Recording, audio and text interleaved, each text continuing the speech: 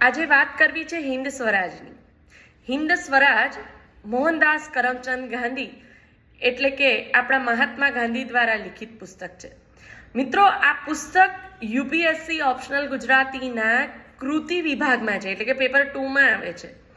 પણ આ પુસ્તક બધી જ કૃતિઓ કરતાં થોડું અલગ છે, કારણ કે બીજી કૃતિઓને આપણે ગુજરાતીના વિવિધ સાહિત્ય સ્વરૂપોના વિભાગમાં મૂકી શકીએ છીએ, વહેંચી શકીએ છીએ અને એ રીતે પ્રશ્નોના જવાબ તૈયાર કરી શકીએ છીએ. જ્યારે હિન્દ સ્વરાજને કોઈ પણ પરફેક્ટ રીતે સાહિત્ય સ્વરૂપની શ્રેણીમાં મૂકતા પહેલાં 2 વાર વિચારવું પડે. આમ આ પુસ્તક સંવાદાત્મક છે. એમણે પોતાના વિચારને મૂકવા માટે વાચક અને અધિપતિ એવા 2 પાત્રો બનાવ્યા અને પ્રશ્નોની રજૂઆત કરી, જેના જવાબો, પ્રશ્નો અને એ રીતે એમણે આખું પુસ્તક લખ્યું છે. પણ આ પુસ્તક પાછળ અમુક વાતો એવી છે કે જે જાણવા જેવી છે, જે ઉત્સુકતા પ્રેરે તેવી છે.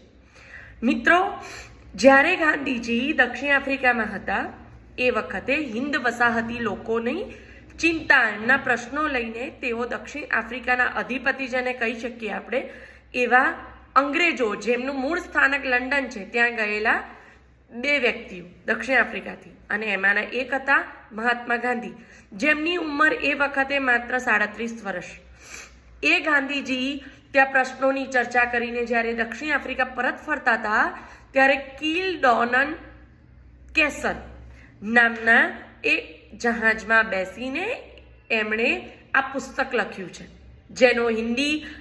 જેનો અંગ્રેજી અનુવાદ પણ મહાત્મા ગાંધીએ કર્યો છે. ઇન્ડિયન હોમ રૂલ નામે અનુવાદ પણ ગાંધીજીએ કર્યો છે. આ પુસ્તકની અંદર હિન્દ વસાહતી લોકોના પ્રશ્નો અને એ પ્રશ્નો અંગે ગાંધીજીના વિચારો મોજૂદ છે. સંવાદાત્મક આ પુસ્તકને વિદ્યાર્થીઓ કયા સાહિત્ય સ્વરૂપની શ્રેણીમાં મૂકવા એ જ અવઢવમાં રહી જાય છે.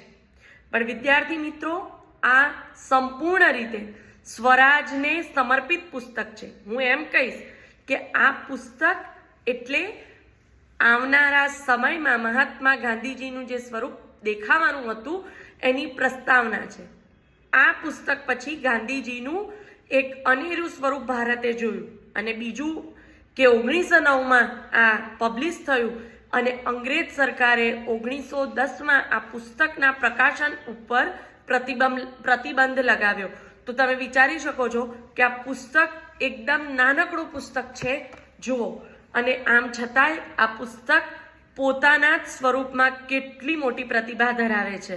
તો આ પુસ્તક વાંચીશું, સમજીશું અને સવાલના જવાબ તૈયાર કરીશું. અટકો તો કોન્ટેક્ટ કરો.